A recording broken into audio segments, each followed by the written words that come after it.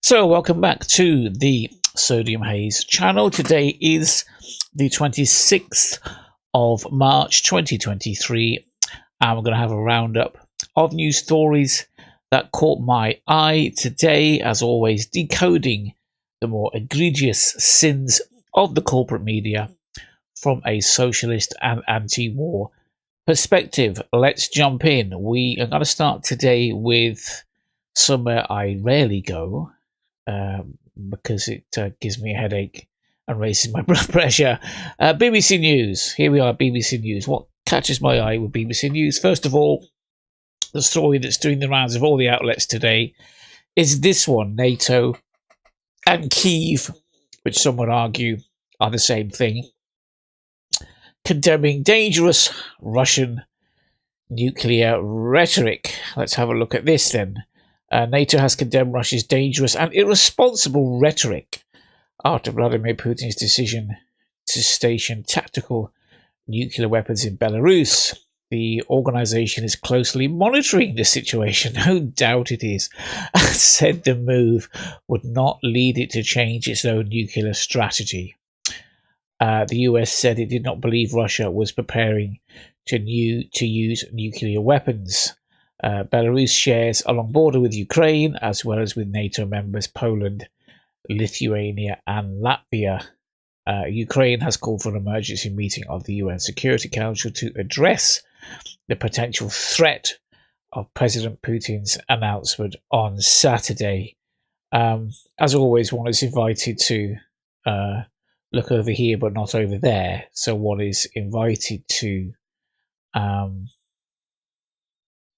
be alarmed and to declare irresponsible this sabre rattling from Putin and from Russia, while ignoring the long strategy of NATO expansion and what many would call provocation towards Russia, a nuclear superpower, over many years. I'm not prepared to do that. You shouldn't either. We'll read a bit more of this article. President Putin said Moscow would not be transferring control of its arms to Minsk, and the Belarusian leader Alexander Lukashenko, a firm ally of the Kremlin and supporter of its invasion of Ukraine, had long raised the issue with him. Ukraine says the move violates nuclear non-proliferation agreements. Just an aside, as a purely technical point, I really don't think it does. An accusation President Putin has denied, instead comparing it to the US stationing its weapons in Europe, which, not to be a Putin apologist or a Putin booster or a Russian booster or whatever, but that does seem a perfectly reasonable argument to me. But NATO on Sunday described Russia's reference to nuclear sharing as misleading. Okay, I don't think we need to linger on this any further, but you can be sure that if I happen to buzz around to The Guardian and Al Jazeera and all the rest, this will be the lead story. This is there, and this is the chime which echoes through all of the corporate media today. So there we are. I've covered it. Let's move on. Next up, another Ukraine story, and this is an interesting one. I hadn't quite come across this yesterday when I did my Ukraine update. It's from Zelensky. The headline here: no Ukraine offensive without more weapons. Because one thing that Ukraine always asks for is more weapons and more money. Every single day, more weapons and more money, more weapons and more money. So here we are. President Vladimir Zelensky has said Ukraine's counteroffensive against Russia, which at the moment is theoretical rather than actual, as it's been oft-touted, cannot start until Western allies send more military support. He told a Japanese newspaper, which is an interesting choice of outlet, he would not send his troops to the front lines without more tanks, more artillery, more HIMARS, rocket launchers. In an interview with Yomiuri Shimbun, he said the situation in eastern Ukraine was, quotes, not good. We are waiting for ammunition to arrive from our partners, he said. And when asked about the expected counteroffensive, he said, we can't start yet We can't send our brave soldiers to the front line with our tanks, artillery, and long-range rockets. Now, is this of any import? Well, the much touted counteroffensive hasn't begun yet. At time of writing, it's 20 to 5 here on the 26th of March. I see no evidence of any major offensive from the Ukrainians. Certainly, as I said yesterday, they've gathered an estimated 60 to 80,000 men in the vicinity of Bakhmut and Solidar. And certainly it seems like they're certainly getting ready to do something, but as yet they've done nothing. Whether this can be taken at face value is questionable. There are all sorts of mind games played with statements that come from the office of the president. I mean, whether he's using this delay in the alleged counterattack as leverage for demanding more weapons and more announcements of weapons and more money, that's entirely possible. Whether it's true that he's waiting for tanks and all the rest of it to turn up, it's true. Whether it's true, indeed, that, as many speculate, that not only does Ukraine not have the tanks, the artillery, and the ammunition, but it also just doesn't have the soldiers. And that it may have them in raw numbers, but there's far too many of their better troops are either being killed or wounded, and that what are left are reserve battalions made up of recently drafted conscripts with little or no effective training. Let's see, let's go down this article a little bit. There has been talk for some weeks of Ukraine launching a spring offensive against Russian forces. Ukrainian commanders have hinted it might be imminent. They've done a lot more than hint, actually. They just said straight out that it's coming. So there's another quote here today from Alexander Syrskyi, commander of Ukraine's ground forces, said this week it might come very soon. Some analysts, whenever the BBC quotes some analysts, what they really mean is UK military intelligence and or a selection of right-wing pro-Anglosphere think tanks.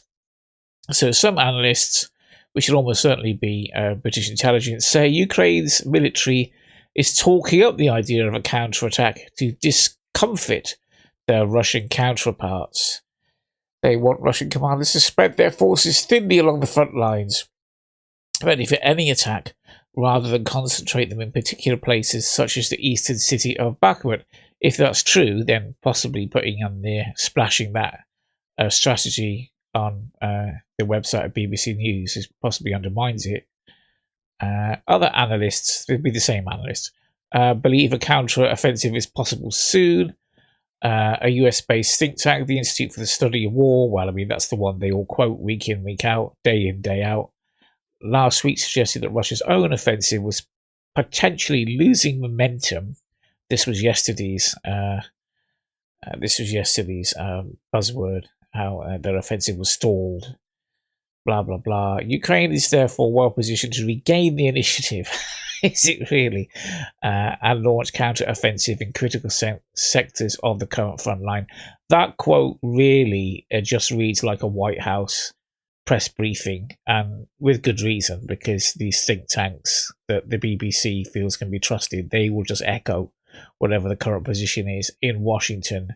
This isn't the basis of an analysis. This is the current summary of Western propaganda with regards to war. It's interesting that the Institute for the Study of War thinks that, or says, that the Ukraine is well positioned to regain the initiative, but allegedly Zelensky doesn't, and indeed, by all accounts, many of his generals don't either, and many analysts who aren't trusted by the BBC as a safe pair of hands to say what they're supposed to say. They don't believe that Ukraine is terribly well positioned to do either.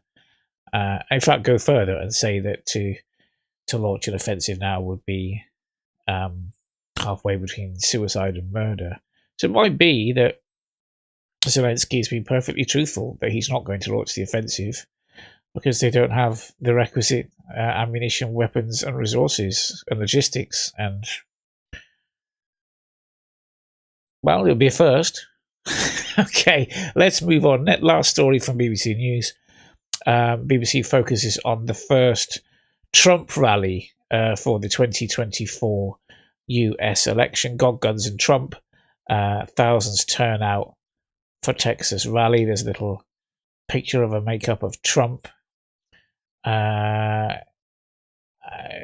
his first public appearance, speculating a week ago that he would soon be arrested. Donald Trump lashed out against the multiple criminal inquiries that have bedeviled him since he left office in January 2021 at an airfield rally in Waco, Texas. Interesting choice of location.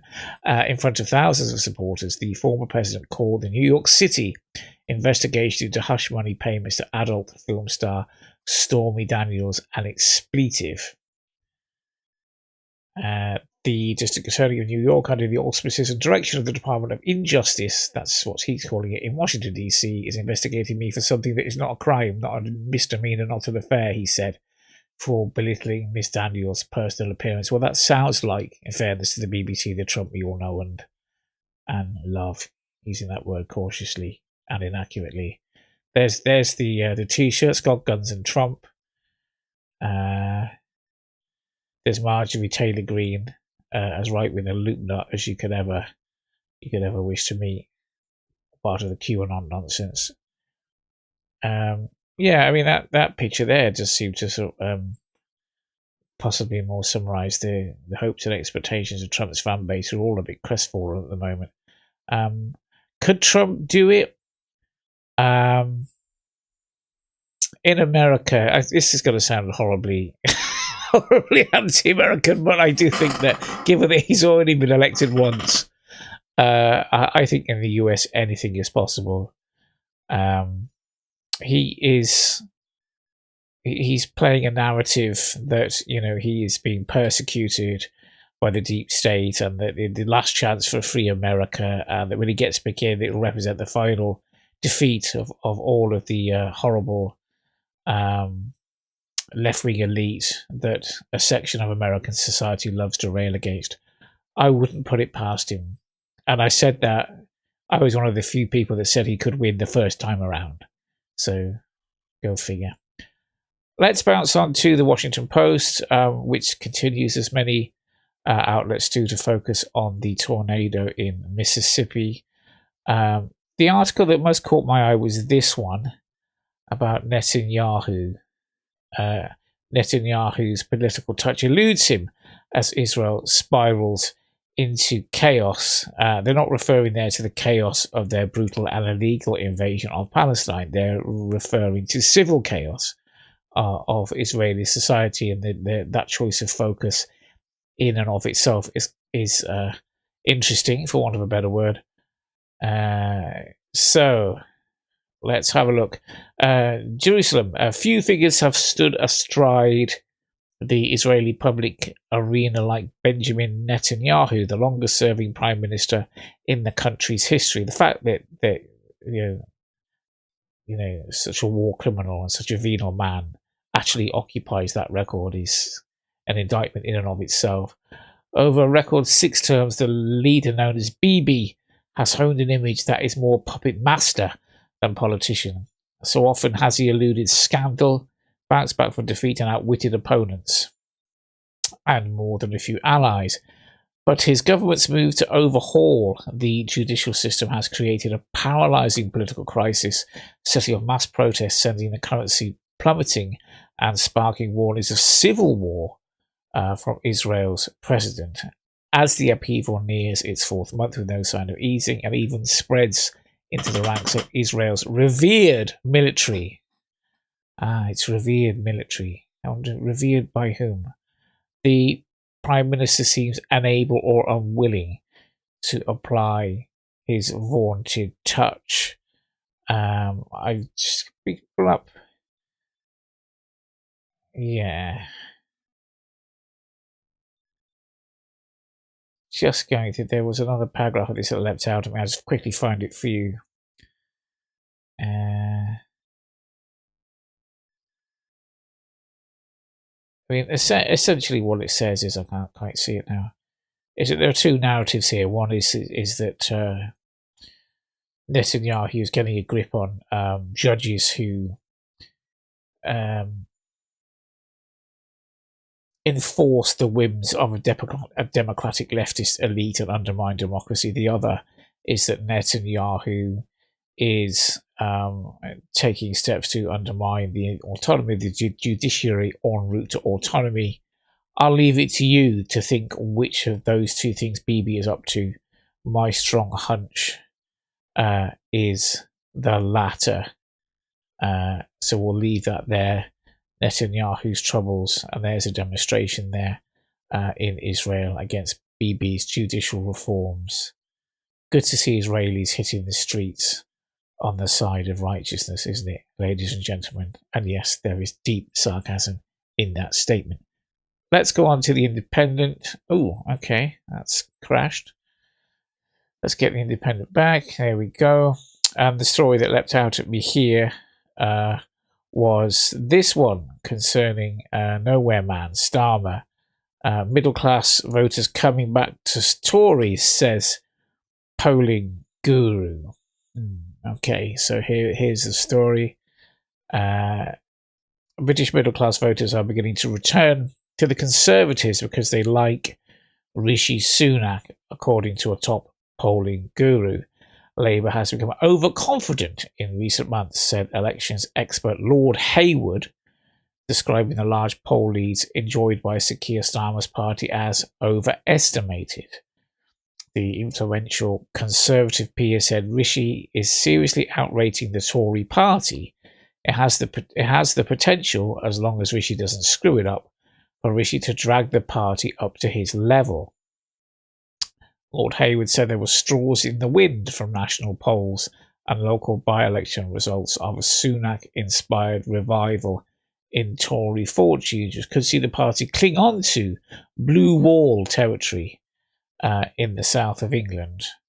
He added that there was evidence of voters in affluent areas being won over by the competency of Mr. Sunak. And the real shift back to the Tories appears to be the middle class, where the Liberal Democrats are the threat. So, what do I think about this? Are the Tories on the comeback trail against Keir Starmer? Excuse me. I just think it's extraordinary, given the sheer, unprecedented level of incompetence and chaos and corruption of the contemporary current Conservative Party, that there could be any possible question about the destination of the next election, regardless of who stands for Labour. I mean, Mr. Blobby ought to be able to stand for Labour, at the next election and win. That Blancmange head, there's even a question that he might not win, is indicative of just how extraordinarily bland and just staggeringly unlikable the man is. He's certainly not going to get many left-wing votes. He certainly won't get mine. I don't think that any class of voter is going to be in any way enthused or impressed by the usual morass of kind of like focus group inspired tropes that Starmer will come out with, and 5 missions and all this other vacuous nonsense that he spouts in the run up to the next election. I think his best hope is to pray, as has occurred so far, that the Tories are just so egregious and so incompetent and so disastrously bad and so fighting with themselves. All he has to do is fill in the form to register his challenge and just say nothing much, and that'll be enough to get him over the line. I still suspect it will be, but it depresses the soul, the thought that this seriously is our choice between this man, this privileged billionaire, and this man, who frankly I despise, because I don't see that he has a moral bone in his body. I don't care what anybody says about him. Now, the other thing I would quickly say about Sunak sort of dead cat bounce, if it is that, or a real bounce, if it's a bounce, is this. I think the reason that the Tories are clawing back ground in the polls is because Sunak is now seen as the man who actually got Brexit done because of this Windsor framework with regards to Northern Ireland. And also, it's interesting, of course, that they look set to finally bury the rotten corpse of Boris Johnson's political career and some of his grizzlies with him, and that will give Rishi an opportunity to present the idea that this is an all-new Tory party. And that's the way they'll talk about it. They'll talk about the many egregious sins of the Tory party as if they aren't the Tory party, as if they weren't there, showing every step of it. Somehow you're voting for an all-new Tory party, which, oddly enough, seems to have many of the same people that were responsible for all the egregious sins that they will now go on to say need fixing. But that's how they'll do it. I think burying Boris Johnson, I think Rishi burying Boris Johnson will give him an opportunity to do exactly that. And that's what they'll do. And they'll hope that Blairite man here is just so staggeringly uninteresting and boring that when it comes down to an actual Tory, Rishi Sunak talking like he actually means it, and a Tory light, kind of like, just I don't know, rattling around in a yellow jacket somewhere, spouting little buzzwords, they'll think, oh well, if the choice is between an actual Tory and a fake Tory, I'll go with the real Tory. And dismal though that is for all of us, I can kind of understand people's logic in that. Just for the record, I obviously will not be voting Conservative in the next election. I will not be voting Labour. If my vote goes anywhere, it may go towards the Green Party. We shall see. Okay, that's it for this quick little news roundup from Sodium Haze on the 26th of March. I'll do a more in-depth update about the situation in Ukraine a little bit later on. If you like this video, click like. If you don't like it, then click don't like, or do the other thing. It'd be very helpful to us if you could just trundle down and just click subscribe on to our channel. It would be very helpful to us. Blessings of the state to you all, and we'll see you again soon. Bye bye.